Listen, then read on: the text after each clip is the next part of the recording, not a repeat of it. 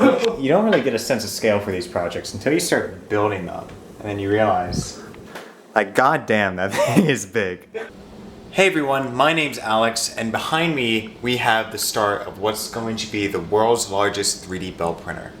This printer has a print area of 1 meter by 1 meter with an effectively infinite z-axis, which means it can print some really large objects, theoretically.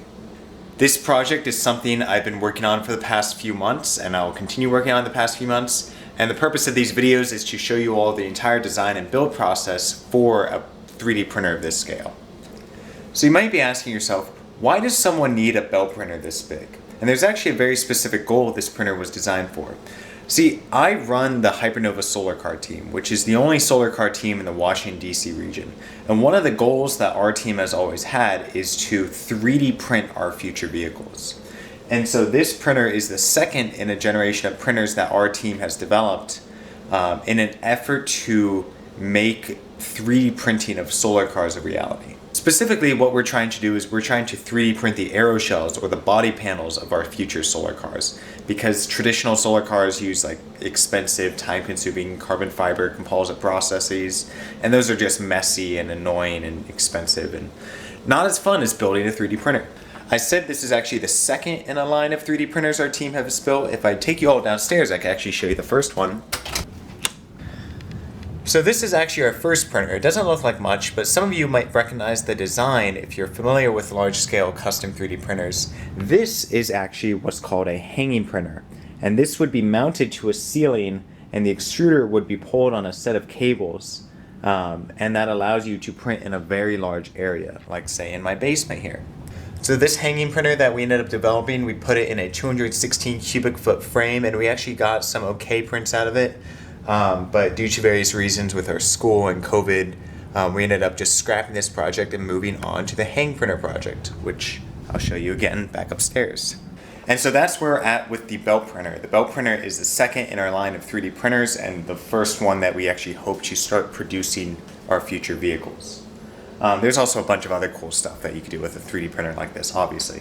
Anyways, for this video, I just want to go over the design of the 3D printer and show you all our CAD models and explain the reasoning that we did some things the way that we did. And then future videos will cover the build and continue the, fabrication process until we actually get parts coming off this printer. So let's go upstairs and check out the CAD models. So I actually started designing this 3D printer back in the spring of 2021, and I started to accumulate parts in my dorm over the spring semester. So I based the majority of the design of my belt printer off of the White Knight, which is an open source belt printer designed by Knack 3D Designs, I believe. The link to the White Knight is down in the description in case any of you all want to check it out. The CAD model for the White Knight is publicly available, and it's a great resource to learn a lot about how belt printers function and why they have certain design characteristics. But for my 3D printer, we actually kind of started from the ground up. We had to redesign a lot of components and redesign a lot of parts to fit with the requirements that we had for our own design. So a lot of the parts are made from scratch. So one of the first things that I did was I started designing the printer in CAD. Now I know a lot of CAD programs. I know Inventor, Fusion 360, SOLIDWORKS, but I decided to use Onshape for this project. So the frame of the 3D printer is 8020 aluminum, also known as T-slotted aluminum. It's 6061, so it's very light, pretty strong, not really gonna flex.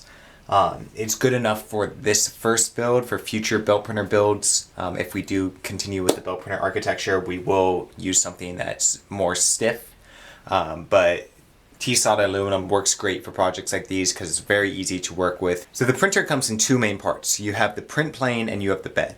The print plane is the two-dimensional axis where the extruder is mounted. We have this arranged in a Core XY configuration, and we use linear rails as our motion surface. We decided to use some more expensive Highwind linear rails rather than the cheap Ziltech or other off-brand linear rails that other belt printers use.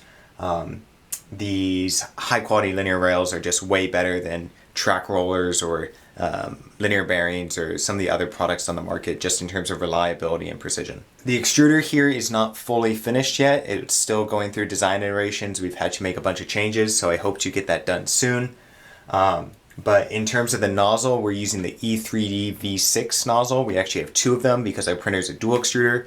We eventually want to be able to do continuous carbon fiber and PETG for the support material. So up here is where we're actually going to mount the extruders themselves. We're using 3-to-1 geared Bowden extruders, and that 3-to-1 gearing gives us not only more precision in how much filament we can extrude, but it also helps push that filament through the long Bowden tubes that we'll have on this belt printer.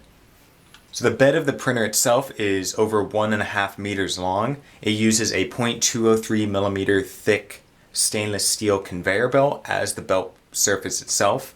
And let me tell you, this is by and far the most expensive part of a belt printer project. It accounts for about half of the cost of your overall belt printer. The belt is covered with a equally sized build tack sheet, and the actual print surface is 3/8 inch thick aluminum, which contains the heater.